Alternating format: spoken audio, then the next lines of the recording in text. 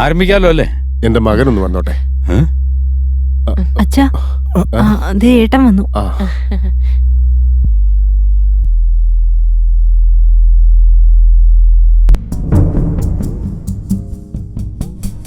എന്റെ ഭൂസ്വത്തിൽ ഉൾപ്പെടുന്ന നഞ്ചങ്കോട് ഗ്രാമത്തിലുള്ള 6 ഏക്കറോളം തെങ്ങിൻ തോപ്പും മൈസൂരിലുള്ള ശ്രീ ഗായത്രി ദേവി രാഗി മില്ലും ശിവദാസന്റെ പേരിലേക്ക് ആക്കേണ്ടതാണ്.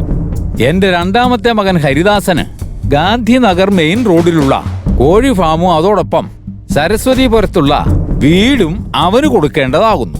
അതുപോലെ തന്നെ എന്റെ സ്വകാര്യ സമ്പത്തായ ശാസ്താംകോട്ടയിൽ സ്ഥിതി ചെയ്യുന്ന ഐസ് ഫാക്ടറിയും അതിനോട് ചേർന്നുള്ള ഓട്ട് കമ്പനിയും അതുപോലെ തന്നെ ഇതിൽ പറയാത്ത മറ്റു സ്വത്തുവകകളും എന്റെ കൊച്ചുമകളായ നന്ദിനിക്ക് സർവ്വ അവകാശ അധികാരങ്ങളോടെയും നൽകേണ്ടതാകുന്നു. എന്റെ കാലശേഷം എന്റെ പ്രിയപ്പെട്ട ഭാര്യയായ ഗായത്രി ദേവി എന്റെ കൊച്ചുമകളായ നന്ദിനിയോടൊപ്പം സന്തോഷമായി ജീവിക്കണമെന്നത് എന്റെ അവസാനത്തെ ആഗ്രഹമാണ്. ഇത് എന്റെ സ്വന്തം വിൽപത്രം. ദേവദാസൻ സ്വത്ത് ഭാഗം ചെയ്ത് എല്ലാവർക്കും കൊടുത്തിട്ടുണ്ട്. പക്ഷെ കാളിദാസനൊന്നും എഴുതി വെച്ചിട്ടില്ല. ഇതിനകത്ത് ആ പേര് പോലും പറയുന്നില്ല.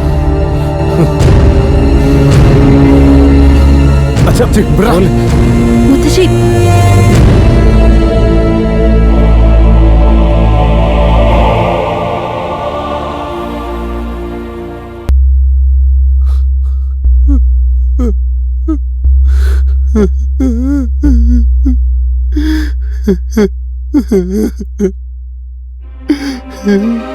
അതൊക്കെ വിട്ടുകളയാച്ച. അച്ഛൻ കരയണ്ട, എല്ലാം ശരിയാവും.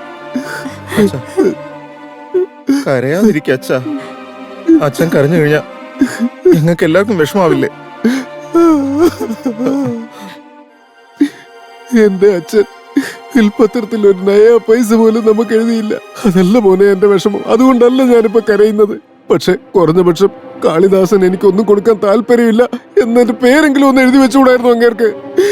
ഞാനും അങ്ങേരുടെ മോൻ തന്നെയല്ലേടാ. അച്ഛ വിഷമിക്കാതിരിക്ക അച്ഛ. അച്ഛ, മുത്തശ്ശൻ എന്ത് ചെയ്താലും ഒരു കാരണം ഉണ്ടാവും അറിയില്ലേ? അദ്ദേഹം ഈ വീടിനെ പറ്റി ഒന്നും അതിനകത്ത് എഴുതി വെച്ചിട്ടില്ല. അച്ഛനിങ്ങനെ കരയാതിരിക്കെ. എന്റെ മനസ്സ് വല്ലാതെ വേദനിക്കുന്നോണ്ടാ. ഞാനതിനെന്ത് തെറ്റ് ചെയ്ത്? ഫോൺ അടിക്കുന്ന വെച്ചാൽ എടുത്ത് സംസാരിക്കേ. ഫോൺ സംസാരിക്കേ. ഹലോ ഹലോ, കാളിദാസ് സാറല്ലേ? അതെ സാർ, ഞാൻ ഇൻഡസ്ട്രിയലിസ്റ്റ് ശിവരാജ് സാറിന്റെ ഓഫീസിൽ നിന്നാണ് വിളിക്കുന്നത്. എന്താ കാര്യം? സാർ അത്യാവശ്യമായിട്ട് ഓഫീസ് വരെ ഒന്ന് വരേണ്ടി വരുമല്ലോ. എന്തിനാ? അത് ഒരു പ്രോപ്പർട്ടിയുടെ കാര്യം പറയാൻ വേണ്ടിട്ടാ. ഒന്ന് പെട്ടെന്ന് വരാൻ പറ്റുമോ സാർ? പ്രോപ്പർട്ടിയുടെ കാര്യം സംസാരിക്കാനോ? അങ്ങനെയാണെങ്കിൽ ഞാൻ ഓടി ഇങ്ങോട്ട് വന്നേക്കാം കേട്ടോ. ഇൻഡസ്ട്രിയലിസ്റ്റ് ശിവരാജൻ സാറിന്റെ ഓഫീസിൽ നിന്നാ ഫോൺ. എന്റെ അച്ഛൻ എനിക്ക് വേണ്ടി ഒന്നും തന്നില്ലെന്നാ വിചാരിച്ചേ. ഒരു വലിയ വീതം നമുക്ക് വേണ്ടി വെച്ചിട്ടുണ്ട് മോനെ, വലിയൊരു വീതം. ഞാൻ പറയുന്നത് മര്യാദ കേട്ടോ. ഈ കാര്യം നാട്ടുകാരോട് മുഴുവൻ പറഞ്ഞുകൊണ്ട് നടക്കണം. മിണ്ടായിരുന്നു കേട്ടോ. ഇയാളുടെ ഈ ഒച്ചപ്പാട് ഇപ്പൊ കേൾക്കാനാരും ബാക്കിയുണ്ടാവില്ല. ഇനി രഹസ്യമായിട്ട് വെക്കണോ അത്രേ. ആണല്ലേ? എന്താണ് സൂക്ഷിപ്പ്? നീ എന്താടാ മിഴിച്ചു നിൽക്കുന്നത്? പോവാം, വാ. വേഗം വാ. നടക്ക്.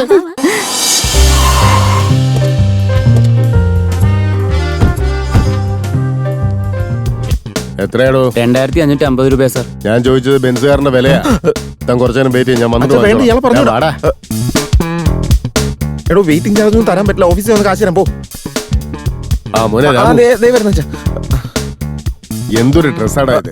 വിദ്യാഭ്യാസം ഉണ്ടായിട്ട് കാര്യമില്ല, വിവരമില്ലല്ലോ നിനക്ക്. ഓരോരോ സ്ഥലത്തും ഓരോ രീതിയിലുള്ള ഡ്രസ് ചെയ്യാനുള്ള കോമൺ സെൻസ് വേണ്ട. ഈ ഡ്രസ്സിന് എന്താ കുഴപ്പം? ചോദിച്ചോ. അച്ഛ, കണ്ണാടി വേണ്ട, എനിക്ക് നിലവൊന്നും കാണാൻ പറ്റില്ല. അമ്മോളോട് എന്നാ ശരി. മാഡം, ലാസ്റ്റ് ടൈം വന്ന ആ ക്ലയന്റ് ഇല്ലേ? Excuse me. I would like to meet your Shivraj sir. ഓ, കാളിദാസ് സാറാണല്ലേ? Yes. Please come sir. Sir അകത്തുണ്ട്. Hi Shivraj, how are you? I am Kalidas. This is my son Ramdas. Sir, മറ്റേ Devdas property ആ Kalidas അതിവരെ. Yes. He is a businessman. ബിസിനസ്മാനോ? എന്ത് ബിസിനസ്സാ? അത് export garments. Export garments? ഓ, നിങ്ങക്ക് കുടിക്കാൻ എന്തെങ്കിലും വേണോ? No. ഇപ്പൊ ഇങ്ങോട്ട് വരുന്ന വഴിക്ക് ഞങ്ങൾ താജ് ഹോട്ടലിൽ പോയി ഒരു കാപ്പി കുടിച്ചതേ ഉള്ളൂ. Fine. Mister Kalidas, I am really very sorry to say this. അച്ഛനെ അടക്കുമ്പോ എനിക്ക് വരാൻ പറ്റിയില്ല. ഇന്നലെ ഞാൻ ലണ്ടനിൽ നിന്ന് എത്തിയതേ ഉള്ളൂ. It's all right. ഉം. Better luck next time. ഉം. നിങ്ങളുടെ അച്ഛൻ ഡോക്യുമെന്റ്സിന്റെ കാര്യം എന്തെങ്കിലും പറഞ്ഞിരുന്നോ? അത് നിങ്ങളുടെ ഓഫീസിൽ തന്നെ എല്ലാം കൊടുത്തിട്ടുണ്ടെന്നാണ് പറഞ്ഞത്. Nice man, very nice man. ഞങ്ങൾക്ക് one ഞങ്ങളുടെ second. പ്രോപ്പർട്ടി വേണം. അഡ്വക്കേറ്റ് പ്രകാശിനെ ഒന്ന് അകത്തേക്ക് വിട്ടെ. വരുമ്പോ ദേവദാസിന്റെ ഫയലോടെ കൊണ്ടുവരാൻ പറ. Okay sir. Kalidas, father of Ramadas. പറഞ്ഞോളൂ സാർ. പ്രകാശ്, ഇദ്ദേഹം ദേവദാസ് സാറിന്റെ മകനാ, കാളിദാസ്. ആ. ദേവദാസ് സാറിന്റെ ഡോക്യുമെന്റ്സിലുള്ള എല്ലാ ഡീറ്റെയിൽസും ഒന്ന് പറഞ്ഞു കൊടുത്തേ. ആൻഡ് മിസ്റ്റർ കാളിദാസ്, എനിക്ക് ഇമ്പോർട്ടന്റ് ആയിട്ട് ഒരു ജോലിയുണ്ട്. അതുകൊണ്ട് ഞാൻ ഇപ്പൊ തന്നെ ഇറങ്ങുക. ഞങ്ങൾക്കും ഒരു ഇമ്പോർട്ടന്റ് ആയ ജോലിയുണ്ട്. ഞങ്ങളിത് കേട്ടിട്ട് പോയിക്കോളാം. എല്ലാം കൃത്യമായിട്ട് ചോദിച്ച് മനസ്സിലാക്കണേ. അദ്ദേഹം എല്ലാം കൃത്യമായിട്ട് എക്സ്പ്ലെയിൻ ചെയ്യും. ഓക്കെ, ശരി എന്നാ. Good luck Kalidas. Same to And all the best. Thank you sir. Detailed ആയിട്ട് പറഞ്ഞു കൊടുക്കും. Show sir. നിങ്ങൾ എന്താ നോക്കിക്കൊണ്ട് നിൽക്കുന്നത്? You can proceed. Mister Kalidas, നിങ്ങളുടെ അച്ഛൻ 1 കോടി രൂപയ്ക്ക് നിങ്ങളുടെ വീട് ഞങ്ങളുടെ കമ്പനിക്ക് വിറ്റിരുന്നു. അതിലിപ്പോ ഒരു പ്രശ്നം എന്താന്ന് വെച്ചാൽ അദ്ദേഹം മരിച്ചതിന് ശേഷം മാത്രമേ ആ വീട് കമ്പനിക്ക് സ്വന്തമാവുള്ളെന്ന് എഗ്രിമെന്റിലുണ്ട്.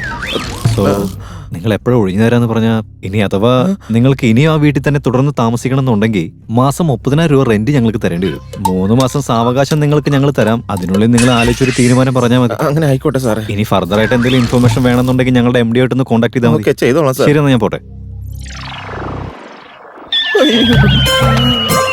അച്ഛാ,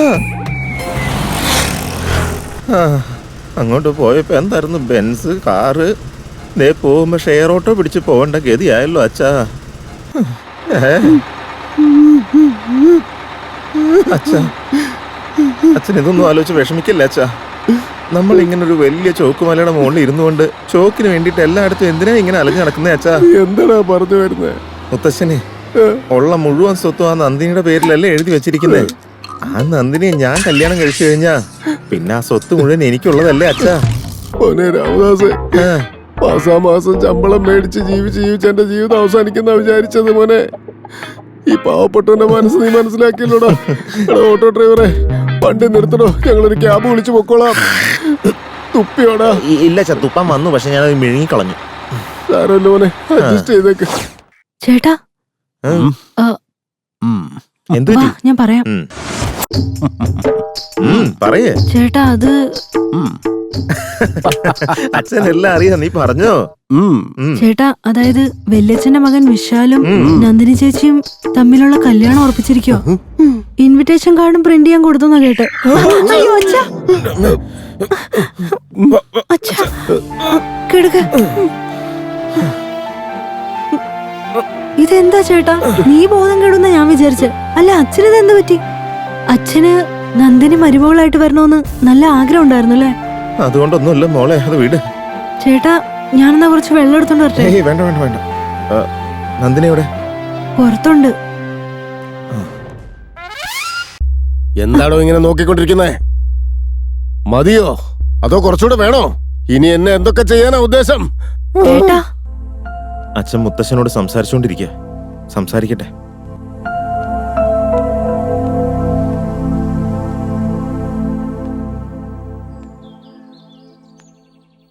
ദയവേത് എന്നോട് ക്ഷമിക്കണം കേട്ടോ. ആദ്യം ഞാൻ നന്ദിനെ കണ്ടപ്പോ തന്നെ എനിക്ക് നന്ദിനെ ഒരുപാട് ഇഷ്ടമായതാ. ജീവിതകാലം മുഴുവൻ ഒരുമിച്ച് ജീവിക്കാമെന്ന് ഞാൻ കുറെ സ്വപ്നവും കണ്ടുപോയി. നന്ദിനി എന്നോട് സംസാരിക്കുന്നതൊക്കെ കണ്ടപ്പോ ഞാനും കരുതി നന്ദിനിക്ക് എന്നെ വലിയ ഇഷ്ടമായിരിക്കുമെന്ന്. അതുകൊണ്ടാണ് ഞാനന്നൊരു ഉമ്മ തന്നെ. പക്ഷെ ഇപ്പോഴാണ് എനിക്ക് മനസ്സിലാവുന്നു നന്ദിനിയുടെ എൻഗേജ്മെന്റ് കഴിഞ്ഞ കാര്യങ്ങളൊക്കെ. ഇനി മറ്റൊരാളുടെ കൂടെ ജീവിക്കേണ്ടവളാ. നന്ദിനി പോലും അറിയാതെ നന്ദിനിയുടെ ബാഗിലിരുന്ന് നമ്മുടെ കുട്ടിക്കാലത്തുള്ള ഫോട്ടോസൊക്കെ ഞാൻ കട്ട് ചെയ്ത് മാറ്റിയിട്ടുണ്ട്. നാളെ തൻ്റെ കല്യാണമൊക്കെ കഴിഞ്ഞു കഴിയുമ്പോൾ താൻ എന്തായാലും കട്ട് ചെയ്യേണ്ടതല്ലേ ഇതൊക്കെ. ഒരു കാര്യം കൂടെ, ഞാൻ മോശമായിട്ട് എന്തെങ്കിലും രീതിയിൽ നന്ദിനോട് പെരുമാറിയതുപോലെ തനിക്ക് തോന്നിയിട്ടുണ്ടെങ്കിൽ ദയവ് ചെയ്ത് എനിക്ക് മാപ്പ് തരണം. നീ താൻ ഇനി എവിടെയെങ്കിലും വന്നെന്നറിഞ്ഞാൽ പോലും ആ ഭാഗത്തേക്ക് ഞാൻ തിരിഞ്ഞു പോലും നോക്കാതിരിക്കാൻ ശ്രമിക്കും. ഞാൻ സത്യം ചെയ്യാൻ എന്നോട് ശ്രമിക്കും. I am sorry Nandini.